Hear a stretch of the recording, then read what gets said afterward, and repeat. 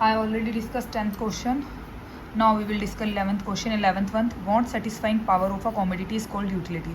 Obviously हमने पढ़ रखा है लॉ ऑफ डिमांड में, जो भी वांट सेटिस्फाई करते हैं जिस पे पावर होती है दैट इज कॉल्ड यूटिलिटी. ठीक है. Utility may not have the character of morality. Yes, ऐसा कोई ज़रूरी नहीं है. Next one is contraction of demand, decrease in demand, increase in demand, expansion of demand. First of all आपको ये पता होना चाहिए कॉन्ट्रैक्शन ऑफ डिमांड या एक्सटेंशन ऑफ डिमांड वो होता है जो आपके प्राइस से इफेक्ट होता है. प्राइस बढ़ा, डिमांड कम हुई, दैट इज कॉल्ड आपका कॉन्ट्रैक्शन. प्राइस आपके सेम प्राइस पे डिमांड बढ़ी, that is increase in demand. जब प्राइस सेम है और डिमांड बढ़ रही है उसको बोलते हैं इंक्रीज या डिक्रीज. अब जैसे आपको क्या बोला, contraction of demand, non price change impact भी हो सकता है, प्राइस नहीं.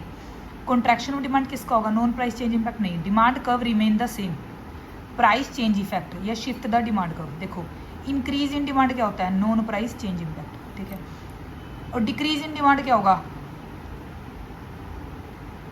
Demand shift the demand curve. ठीक है. ये दो हैं, आप किसी तरह मैच कर सकते हो. सपोज मैंने एज्यूम किया आपका, मैंने ये सोच के चला contraction of demand, contraction non price change effect नहीं, प्राइस का होता है. Demand curve remain the same नहीं, प्राइस चेंज इफेक्ट. ऑब्वियसली मैंने कहा था कि जो कॉन्ट्रैक्शन होती है वो किसकी वजह से होती है, प्राइस चेंज की वजह से होती है. ठीक है. नेक्स्ट आपको दरकार डिक्रीज इन डिमांड, डिमांड कम होगी कब से, जब आपकी क्या हुई सेम प्राइस पे डिमांड गिर जाएगी, उसको बोल देते हैं हम डिक्रीज इन डिमांड. ठीक है. इंक्रीज इन डिमांड, डिमांड बढ़नी, डिमांड कब आपका शिफ्ट हो जाना. ठीक है. और एक्सटेंशन ऑफ डिमांड, डिमांड कब रिमेन द सेम. डन. तो इसका आंसर हो जाएगा ए. नेक्स्ट वन, नेक्स्ट क्या है, as the proportion of one variable factor in combination with the fix factor. ये आपका लॉ ऑफ वेरिएबल प्रोपोर्शन आ गया, जिसमें कि क्या होता था, सबसे पहले आप क्या करते हो, उसमें एक वेरिएबल फैक्टर है, बाकी सारे आपके फिक्स हैं, उसमें आप उसको ऐड करते चले जाते हो. जैसे जैसे वेरिएबल फैक्टर को आप बढ़ाते चले जाते हो, एक टाइम तक प्रोडक्शन अच्छी होती है और उसके बाद एक टाइम के बाद प्रोडक्शन रुक जाती है, फिर डिमिनिशिंग. क्यों, क्योंकि एक लिमिट तक होता है. तो यहाँ बोला combination with fix factor increase after marginal product of factor will diminishing. ठीक है, कम हो जाता है beyond the level of optimum combination. ये वाला लेवल हो गया. Input leads to of inputs की वजह होती है. यस, दोनों are correct. Indifferent curve, demand curve, perfect competition and the price leadership. देखो प्राइस लीडरशिप ओलिगोपोली का है, ये ध्यान रखना. ठीक है. PARMRD ये किसका है, परफेक्ट कंपटीशन का. Slope downward to the right, demand curve में मल्टीपल टाइम आपने पढ़ा होगा. Convex to the origin, indifferent curve, आप इसको मैच कर लेना. Next, price, marginal value, elasticity are related to each other. ठीक है.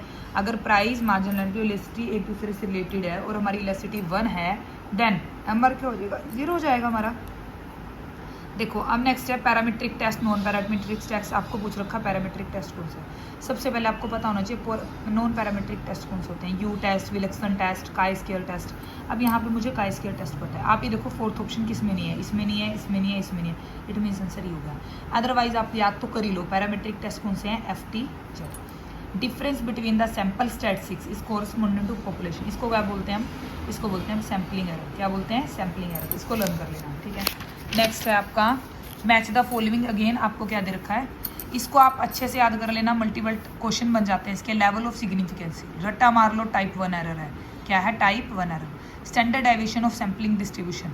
स्टैंडर्ड क्या है, स्टैंडर्ड डेविएशन, डेविएशन होना किसमें, सैम्पलिंग डिस्ट्रीब्यूशन में, that is called standard error. Numerical value that describe characteristics of population, जो आपकी पॉपुलेशन की वैल्यू बताता है, दैट इज कॉल्ड पैरामीटर. ठीक है. नॉर्मली डिस्ट्रीब्यूटेड पॉपुलेशन क्या होता है, sample mean equal to population mean. Learn कर लो. Kendall coefficient of coefficient is related to, किस में यूज होता है, जब आपको क्या होता है, जब आपको रिलेशनशिप निकालना होता है वेरिएबल्स का. ठीक है. Next, which of following software use to data express. कुछ क्वेश्चन ऐसे होते हैं जो आप समझ के करते हो और कुछ क्वेश्चन ऐसे होते हैं जो आपको लर्न करने पड़ते हैं. जैसे इसमें डाटा प्रोसेसिंग की टूल है, ये लर्न कर लो. एक्सेल है, SS है, SPSS है, PSW है, स्टार नहीं है. ठीक है. 20 question is done. Thank you.